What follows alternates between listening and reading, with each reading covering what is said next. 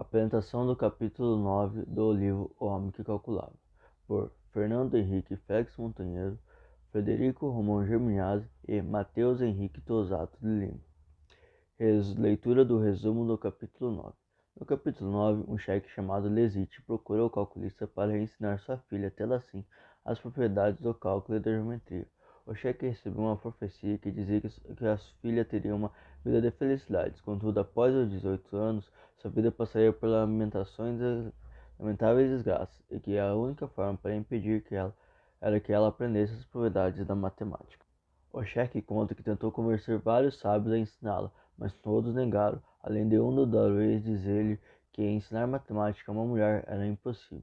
O chefe, ao descobrir testemunhar alguma das ações de Beremiz, decide lhe pedir que ensine matemática a sua filha.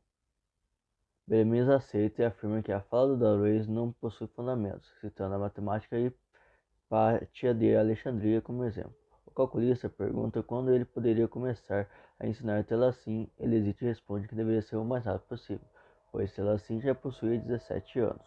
Contudo, ele adverte que como Telacim está encerrada em harém, só poderia ser ensinada oculta por um responseiro, com o rosto coberto por um haiak e vigiada por duas escravas. Beremiz concorda e usa o exemplo Platão, que afirmava que a geometria era pura e simples, e que o pudor era uma ofensa a tão pura ciência. O chefe se despede dizendo que os servos iriam no dia seguinte buscar Beremiz. Hakitad Maya duvida da capacidade de ensino de Beremiz. Contudo, o amigo afirma que depois que recebeu ensinamentos de um grande sábio e amigo chamado Noelin, ele se sentia muito capaz de ensinar geometria. Olá, gente, eu sou o Matheus. Eu vou apresentar agora uma problemática envolvendo geometria, cujo é o assunto abordado no capítulo 9 do livro de Malbatarran, do Homem que Calculava.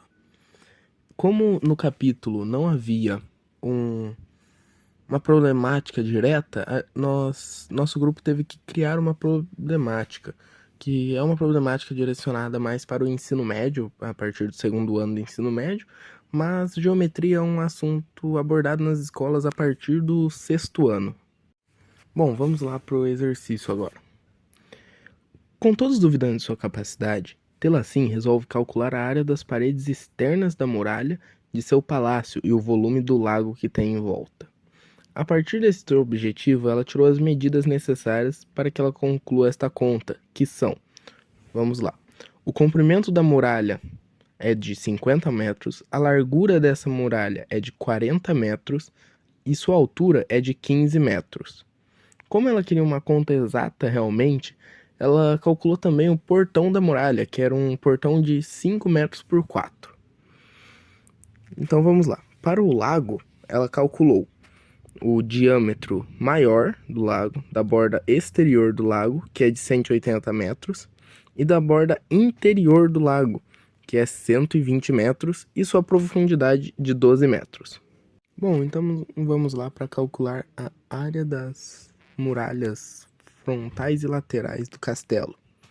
Que para se calcular a área, você utiliza a fórmula de comprimento vezes altura, que seria na muralha frontal e na traseira do castelo, que seria 50, que é referente ao comprimento da muralha, vezes 15, que é a altura da muralha, totalizando 750 metros quadrados, que isso seria um dos lados da muralha.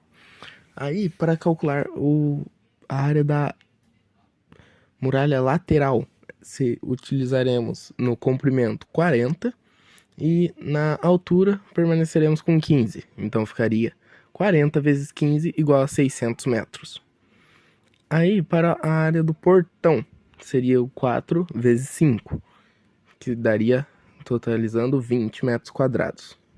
Agora, para calcularmos a área total da muralha, utilizaremos o cálculo de área frontal vezes 2. Por quê? Porque na área frontal, não é só a área frontal, também tem a área traseira da muralha, né? A parte de trás da muralha, que é do mesmo valor, pois a muralha tem um formato retangular. Aí, e também a área lateral vezes 2, menos a área do portão, que ficaria 750 vezes 2, que é 1.500, mais 600 vezes 2, que é 1.200, menos o 20, totalizando aí 2.680 metros quadrados de muralha neste castelo. Bom, vamos lá agora para calcular o volume total deste lago. Para calcular o volume de um cilindro, que seria o formato do lago, se tem a fórmula de πr ao quadrado vezes h, sendo r o raio, que é metade do diâmetro, ou seja, nós atualmente temos apenas o valor do diâmetro.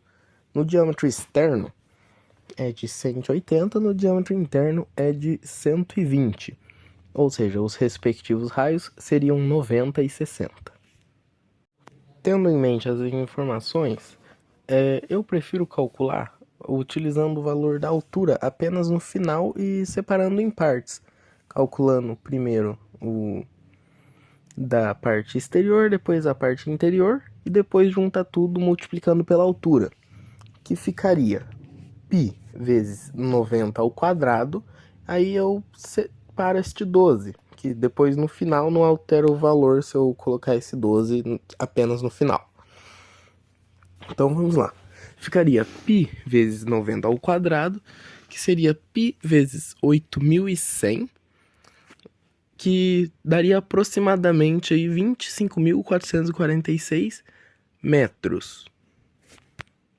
Já o volume da área interna deste cilindro, deste lago, seria o cálculo de π vezes 60 ao quadrado, que seria π vezes 3.600, que daria aproximadamente 11.309 metros.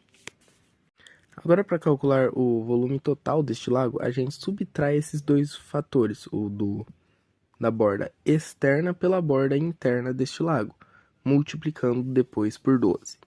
Então, no cálculo ficaria 25.446 menos 11.309 vezes 12, tendo então 14.137 vezes 12, que seria aproximadamente um valor de 169.644 metros cúbicos, o total do volume deste lago.